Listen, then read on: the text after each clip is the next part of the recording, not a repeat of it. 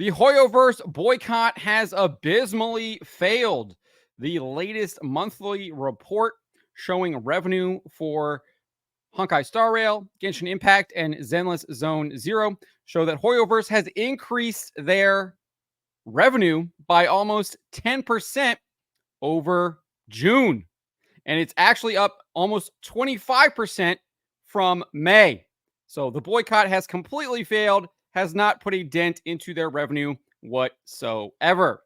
Before we get to this, I'd like to ask you, please hit that subscribe button, hit that bell for notifications so you don't miss any of our future videos here at the Trent Report.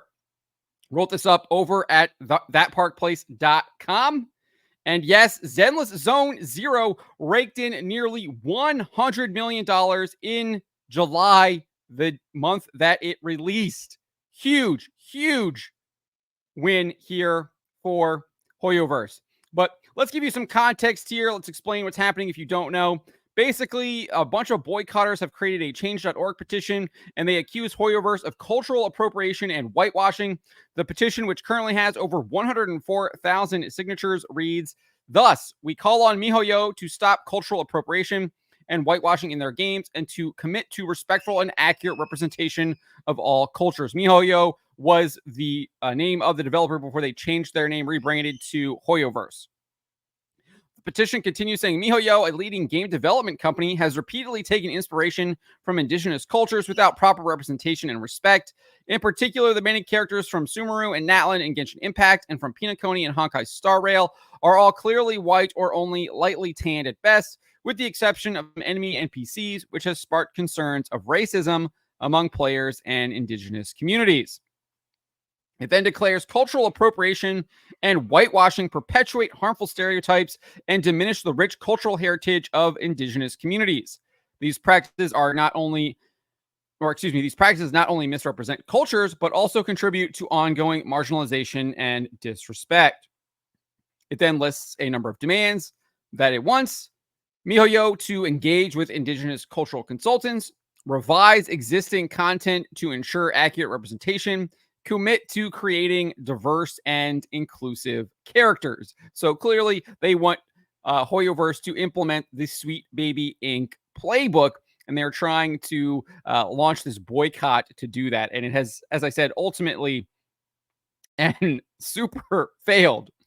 So on top of the petition, you also have this account on X called HYV Boycott or HoYoverse Boycott. And it says, I think it's safe to say that we have all had enough of the erasure of our cultures and identities. Today, I introduce you all to Boycott HoYoverse.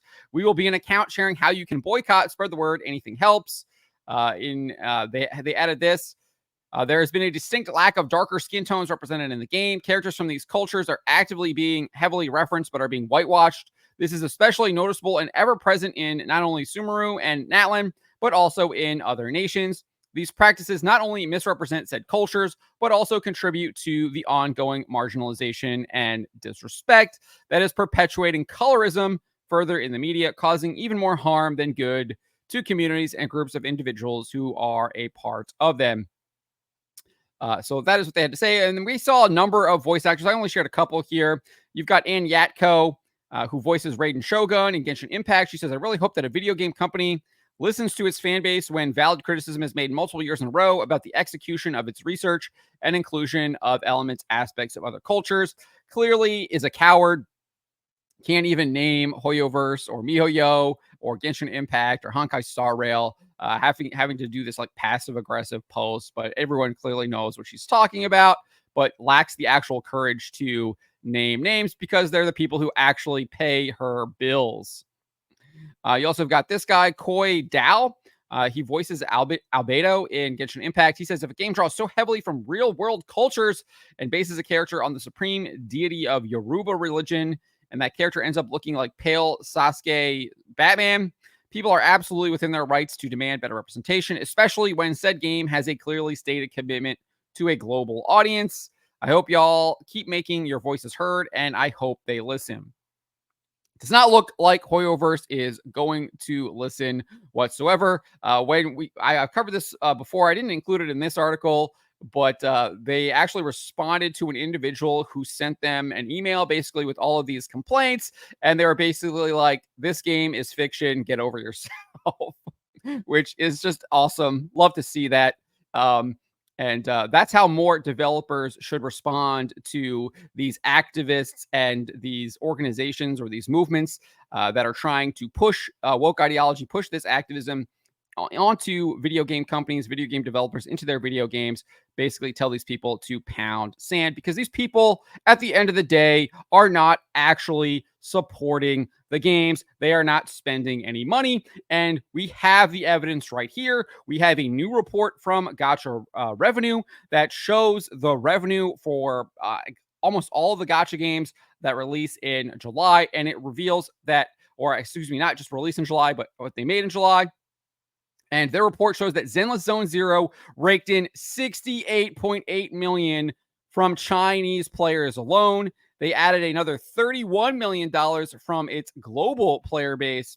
That is a total of $99.8 million, nearly $100 million from Zenless Zone Zero in just July. You look at Honkai Star Rail, it raked in $21 million from its global player base and another $19.3 million from China. That's a total of $40.3 million. That is, I will say this, it is down from June, where the game raked in $35 million globally and $60.5 million in China. That was a total of $95.5 million. So clearly, significant decline there, around $55 million. But again, I think that's probably because you saw people playing Zenless Zone Zero, spending their money in Zenless Zone Zero rather than in Honkai Star Rail. And we'll get to this because, as I said at the beginning, their overall revenue has actually increased by nearly 10%. So same kind of story for Genshin Impact. It grossed $19.3 million in China and another $18 million globally for a total of $37.3 million. That's also down from June, where it grossed $38.5 million in China and $29 million globally for a total of $67.5 million. So, as I said, while Honkai Star Rail and Genshin Impact decreased, Zenless Zone Zero made up for it. Combined, Honkai Star Rail and Genshin Impact saw their revenues decline by $85.4 million. However, as noted above, Zenless Zone Zero raked in $99.8 million. So even with the decline of Honkai Star Rail, of Genshin Impact, we still saw an increase of overall revenue because of Zenless Zone Zero bringing in nearly $100 million. So overall, between Genshin Impact and Honkai Star Rail, HoYoverse grossed $163 million in June. In July, between Zenless Zone Zero, Genshin Impact, and Honkai Star Rail, HoYoverse grossed $177.4 million. That's an 8.8% increase in revenue from month to month. Now, obviously, I didn't include Honkai Impact third, just because I don't think it's kind of on the level of Genshin Impact, Honkai Star Rail, and Zenless Zone Zero.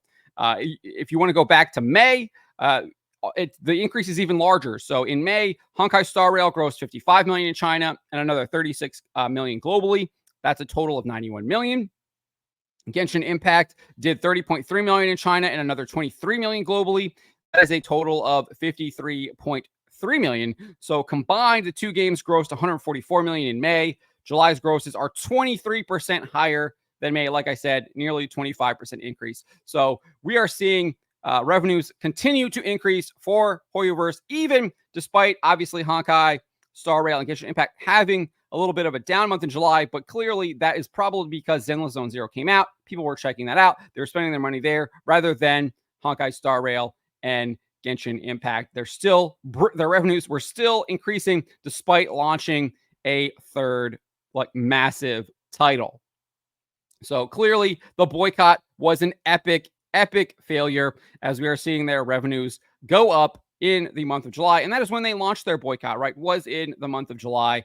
And we still saw nearly 10% increase in revenues with the launch of Zenless Zone Zero. And I'm probably expecting we'll see probably revenues increase in August as well, as Honkai Star Rail and Genshin Impact just released two big updates.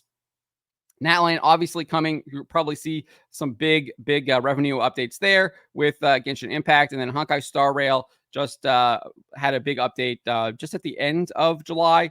So expect those to kind of probably go back up in August, and we'll see how Zenless Zone Zero does.